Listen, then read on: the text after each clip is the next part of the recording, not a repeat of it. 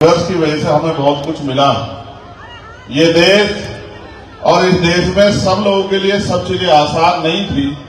समय समय पर हमारे बीच में जो महान पुरुष जन्मे हैं, उन्होंने संघर्ष करके हमारे लिए रास्ते आसान बनाए।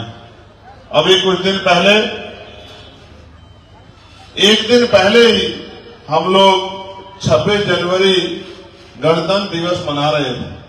ये अच्छी बात है कि 26 जनवरी 1950 को इस देश में संविधान लागू हुआ, लेकिन खराब बात यह है कि संविधान के जो लक्ष्य थे, संविधान के जो उद्देश्य थे, संविधान के आधार पर जिस समाज की, जिस देश की कल्पना की गई थी, वो अभी तक बना नहीं।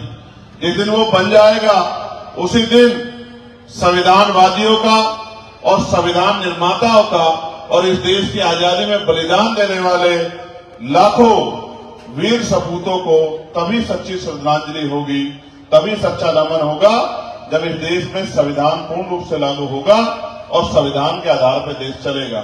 हालांकि जब हम सुनते हैं तो सर कोई यही कहता है कि देश संविधान के आधार पर चल रहा है, लेकिन ये भौतिक रूप से तो सच है, लेकिन प्रैक्टिकल रूप से सच नहीं। क्या इस देश में गरीबी अमीरी की जो खाई थी वो खत्म हो गई है? क्या इस देश में जाति धर्म संप्रदाय के नाम पे जो खाई बनी हुई थी वो खत्म हो गई है? क्या इस देश में सभी को रोटी, कपड़ा, मकान और सम्मान का जीवन मिलने लगा है? क्या इस देश के मजदूरों को, किसान कमेरों को, महिलाओं को भी उसी तरह के हक अधिकार और सम्मान का जीवन मिलने लगा है जो पूंजीपतियों को, उद्योगपतियों को और पैसे वाले लोगों को मिल रहा है? जब आप इसको धरातल पे जाके देखने का प्रयास करेंगे तो आपको अचरज होगा कि ये बात झूठ साबित होगी और ऐसा लगेगा कि तस्वीर तो बहुत सुंदर है, लेकिन अंदर सब कुछ खोखला है।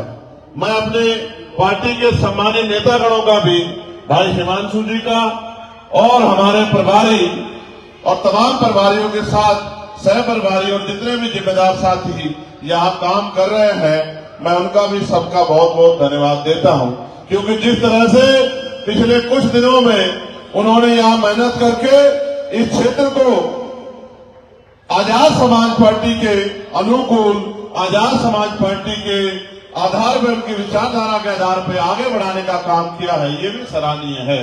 और विक्की भाई ने तो जिस तरह से पिछले लंबे समय से इस क्षेत्र की सेवा की है, चाहे भगवान वाल्मीकि जयंती का कार्यक्रम हो, प्रकाश पर्व पे, या किसी सेवा का कोई मामला हो, किसी भी धर्म की, किसी भी जाति की, किसी के साथ अन्याय अत्याचार हो, कहीं कोई समस्या हो, जिस तरह से सिपाही बन के भाई विक्की जी लोगों की आवाज उठाने का काम करते हैं, मुझे गौरव होता है, मुझे गर्व होता है कि ऐसे सिपाही भी यहाँ मौजूद हैं जो बिना किसी पद पे होते हुए आपकी सेवा करने का काम कर रहे हैं। सोचिए, जो आज बिना किसी पद में होते हुए आपकी लड़ाई लड़ने का काम कर रहा है, कल अगर उनको मौका मिल गया और वो किसी पद पर पहुंचे तो आप देखिए किस तरह से आपके क्षेत्रों में काम करके दिखाएंगे।